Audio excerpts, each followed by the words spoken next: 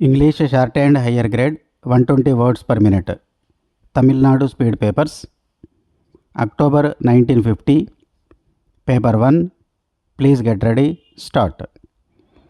Broadcasting to the nation from the Delhi station of All India Radio, the Honorable Pandit Jawaharlal Nehru, Vice President of the Interim Government, said, "Friends, 6 days ago, my colleagues and I sat on the chairs of high office in the Government of India. A new government came into being in this ancient land. The interim or provisional government, we called it the stepping stone to the full independence of India. Many thousands of messages of greeting and good wishes came to us from all parts of the world and from every nook and corner of India. And yet, we asked for no celebration of this historic event and even restrained our people's enthusiasm, for we wanted them to realize that we were yet on the march and the goal had still to be reached. There were many difficulties and obstacles on the way, and our journey's end might not be so near as possible thought. Any weakness now, any complacency would be fatal to our cause. Our hearts were heavy also with the terrible tragedy of Calcutta, and because of the insensate strife of brother against brother. The freedom we had envisaged and for which we had labored through generations of trial and suffering was for all the people of India, and not one group or class or the followers of one religion. We aimed at a cooperative commonwealth in which all would be equal sharers in opportunity and in all things that give meaning and value to life. Why then this strife, this fear and suspicion of each other? I speak to you today not much of high policy or our program for the future, but thank you for the love and affection which you have sent us in such abundant measure. The affection and spirit of cooperation are always welcome, but they will be needed more than ever in the difficult days ahead of us. The future is already taking shape, and India, this old and dear land of ours, is finding herself again going through travail and suffering. She is youthful again with the bright eyes of adventure and with faith in herself and her mission. The interim national government is part of a large scheme which includes the Constituent Assembly, which will meet soon to give shape to the Constitution of a free and independent India. It is because of this expectation of an early realization of a full independence that we have entered this government, and we propose to function so as to achieve progressively that independence in action both in our domestic affairs and our foreign relations. We shall take full part in international conference as a free nation with our own policy and not merely as a satellite of another nation. We hope to develop close and direct contacts with other nations and to cooperate with them in the furtherance of world peace and freedom. We propose as far as possible to keep away from the power politics of groups aligned against one another, which have led in the past to world wars and which may again lead to disasters on an even vaster scale.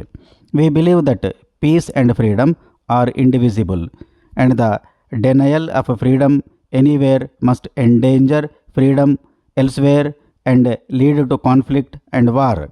In spite of our past history of conflict, we hope that an independent India will have friendly relations with England and the other countries of the British Commonwealth. We send our greetings to the people of the United States of America, to whom destiny has given a major role in international affairs. I have not said anything about our domestic policy, nor at this stage do I wish to do so. But that policy will inevitably have to be governed by the principles by which we have stood all these years. We shall look to the common and forgotten man in India and seek to bring him relief and raise his standards of living. We shall continue our fight against the curse of untouchability and other forms of enforced inequality, and shall specially try to help those who are economically or otherwise backward. Today, millions lack food and clothing and house, and many are on the verge of starvation.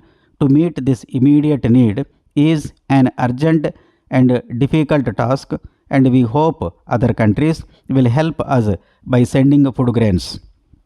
An equally urgent and vital task for us is to conquer the spirit of discord that is abroad for India. Out of mutual conflict, we shall never build the house of India's freedom, of which we have dreamt so long. All of us in this land have to live and work together. Whatever political developments might take place, hatred and violence will not alter this basic fact, nor will they stop the changes that are taking place in India. We seek agreed solutions with the largest measure of goodwill behind them. We shall go to the Constituent Assembly with the determination of finding a common basis for agreement on all issues. Letter from the Organizing General Secretary, Plastics Exhibition Madras, to the President, Chamber of Commerce, New Delhi, dated 22nd October 1950. Dear Sir, I am grateful to your chamber for having invited me to give you an idea of the potentialities of our industry. But as it was expressed at a recent press conference, we are not given the necessary opportunity or cooperation to give the market the best of our products. We are quite sure that we can very soon produce anything which up to now we have considered the monopoly of foreigners. The members of our industry have in hand vast plans and estimates for expansion, and in a year or so, the total output of our industry will, after satisfying the needs of the home market, even leave a handsome surplus for export. In this respect, we appeal to you to help us in the matter of urging in the authorities to impose higher tariffs on imports of those items which are being produced in this country, and at the same time reduce effectively the import duty on the raw products which are essential to our industry. As our industry has already been recognized as a key industry, we will even go so far as to suggest, and I know most of our members would endorse my suggestions, that a complete ban should be imposed on all such items which our industry can produce on the same standards as promised by foreign companies. My statement can very well be verified from the variety of articles exhibited at our exhibition. You will find displayed a large variety of plastic products designed for domestic and industrial uses. A survey of these articles will show that few industries have such a large range of products, and such possibilities of these products being utilized in different directions as our industry. We hope that we can depend on your valuable help in taking up our case with the authorities.